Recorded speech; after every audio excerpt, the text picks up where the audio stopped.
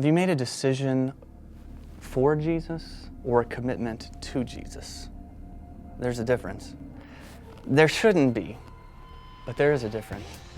See, many people have made a decision to believe in Jesus, but they haven't actually made a commitment to follow him. And I would say the gospel allows for no such distinction. We are saved by grace through faith in Jesus Christ. It's his grace alone that saves us. But faith in Jesus is more than just accepting something as fact in your mind. And many fans have repeated a prayer, or they've walked forward at the end of a service, or they have made a decision of some kind to follow him. And that's awesome. But the question is, have you made a commitment? Are you following him with your life? See, biblical faith is more than words of belief. It's living those beliefs out.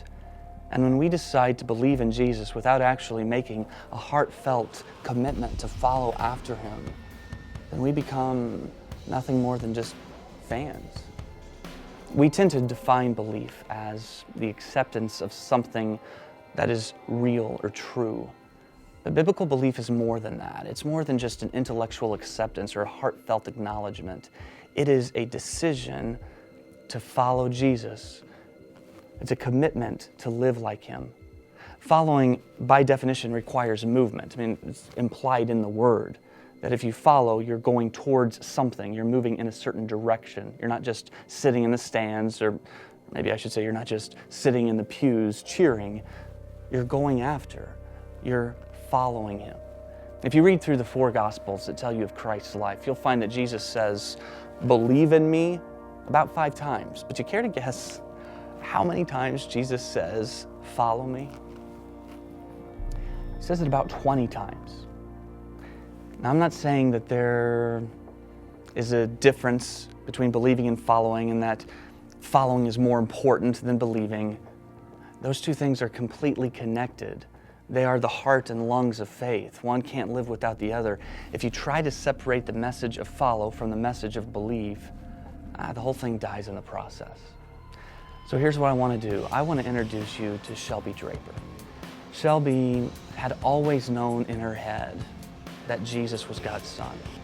But whether or not she really believed would be put to the test. Was she a follower or nothing more than a fan? She was about to find out. I grew up in a Christian family.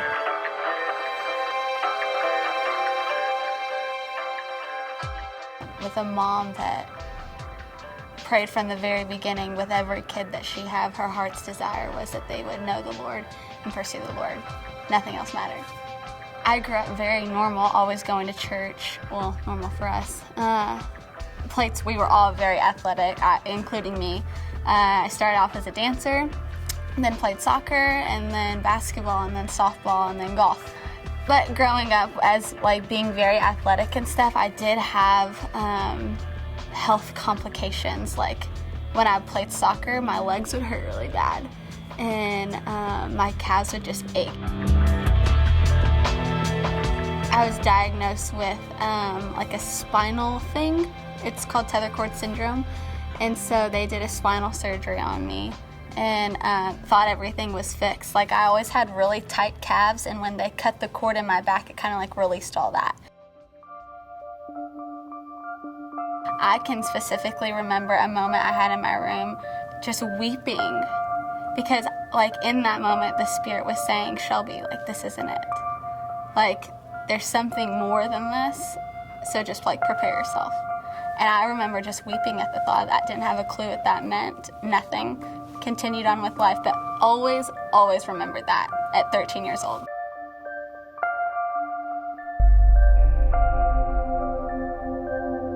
Sophomore year of high school, just turned 16. And this pinnacle age that movies tells you, movies and media and everyone tells you is live it up, enjoy every single second, every moment, just indulge in everything. Just 2 short weeks later, I remember sitting in my kitchen and telling my mom so at conditioning, I'm the slowest one in sprints, and that's never really happened. And then I was in art class one day, and I'm sitting there talking to one of my friends and just fell over. So we go to the doctor, and I'm thinking it's just gonna be like every other thing. They'll tell me to go to physical therapy, they'll stretch me out, I'll be back to normal, no big deal. Doctor walks in, and she does a physical examination. And she's just like, okay, like go run up and down the hallways. One more test comes, and she said, get on the floor and pick yourself up. So I did. And she made me do it 3 times. And the 3rd time, I'm sitting there on the floor, and she looks at me. And she says, you can do that now. But in 3 years, I don't think you're going to be able to pick yourself back up off the floor on your own. And I remember hearing that, and it was just like, I went back to when I was 13. And that moment of the Lord saying, prepare yourself. And it was just like, that's what you were talking about. So we get in the car, and I just remember holding my mom's hand and just like, we're just weeping, and we're just crying out to the Lord and saying like, if this is it, okay, just be with us. And I came back and tested positive for limb-girdle muscular dystrophy, which is a disease that attacks every limb in the body, and it weakens it to the point where it doesn't function properly. And at first, my response to that was like, I know what to do. I know I'm supposed to trust Jesus. I know that he has big plans for this, and I know that he's going to do whatever he wants. I knew that's how I needed to respond. I knew that's how people expected me to respond, and a part of me believed it, and I thought I believed that, but little did I know or realize, like, my actions didn't really scream that. Second doctor's appointment, he said, like, don't worry about your weight. That's okay. But just know, one day you will get to the point where you won't be able to lose weight. And because your abdominal muscles will have stopped working by then, and so you just need to really maintain where you are. And so just stay healthy and do that. Well, when you tell a 16-year-old girl that one day she's not going to be able to lose weight, and that she's not going to be able to just, like, eat bad and then go to the gym the next day and, like, work it off, like, something just, like, sparked, and I was like, yeah, I'm out. Like, yeah, I'm, like, too much, too soon. I'm 16. I want to look good. Like, I had a boyfriend at the time, and, like, I wanted him to think I looked good. I never felt like I had a self-image issue because I guess I never searched my heart in that. Like, I was the mentor at church. I was the girl that, like, sought after girls to tell them, you are beautiful in Christ. And I knew that. I knew that was truth. But for some reason, I just didn't believe it for myself. I just stopped eating and thought that was okay. I thought anorexia was you don't eat at all. But I still ate like an orange. And so every day that I ate like an apple a day, I'm not anorexic. I ate something today. I justified every single thing that I did. All of it. And that's what kept me in such denial of, like, you don't have an eating disorder. Like, you're just thin. Like, and you're happy this way. This is what makes, and I really began to find, like, my happiness in that. Like, if I was having a bad day, it didn't really matter. Like, was I still looked good? I really depended upon people's affirmation of me and took that as truth. Like, I knew every time I spoke at something or shared my story, they would just be like, oh, like, that is so awesome. Like, God is just so in control of your life. And I'm like, yeah, okay, I'll take that. Now I know, because of what that person said, I'm on the right track. I'm going the right way. And so it's like I didn't even have time to deal with all of the other stuff. I always thought that I had to be the prettiest and the best servant and the most spiritual and all of the things and have it all together, and that's what people had to see. Oof. And through this, he was just like, no, it's about me. And the minute you make it not about me, you miss it, and you miss it in a big, big, big way. The minute you begin to put more of your efforts into this life and into this earth, no satisfaction, none, no fullness. It's just empty. It would so frustrate me when I would have my mom come to me and say, Shelbs, we're just gonna believe that God's gonna heal you. And I'm like, no, like, you're just giving me false hope. Like, you're totally giving me false hope. Then one day she came, she's like, I'm just praying new muscles for you. Literally, I'm praying new muscles for you. And I would get so frustrated, like, you don't get it. Like, that's not for me. And that was me thinking and believing that God can heal and do his thing, and that's who he was. But when it came to me, he wasn't big enough. That was my moment when it came face to face with me and Jesus, and I was gonna choose, are you gonna trust me even when things don't make sense? Are you gonna trust me when you're not sure if you can pick yourself up off the floor again? And so it was like, this was my moment where I was either gonna step and just let him carry everything, or I was gonna keep trying to control my own life, and that doesn't get you anywhere.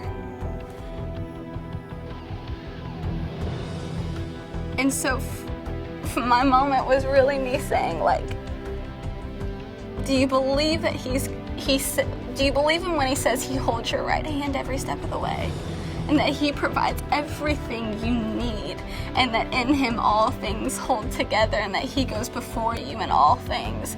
And so it's like this passion and this hunger that I've had my whole life to know Jesus kind of came to fruition of, it wasn't just head knowledge, it was like heart knowledge. Like, he penetrated every single part of me. And so I know that, like, my story is way bigger than a disease. Instead, because Jesus is who he is, it's all about his response to it. His response to sin, his response to devastation, his response to just mess. And the fact that he would meet me in my mess and say, here's grace, and you can't deserve it. Like, there's nothing you can do to earn this. There's nothing you can say. There's no profound thing you can do or say to earn this. I'm saying, here it is. Take it or leave it. Choose me or don't choose me. That's it. And because of that grace, I chose him. I can believe that this is for me. Like, I can believe that you're gonna heal me, because I know you are. I know I have the hope of heaven. And so I just began, like, claiming, like my mom had been the whole time of, like, claiming that God is who he says he was, and he can heal me in his timing.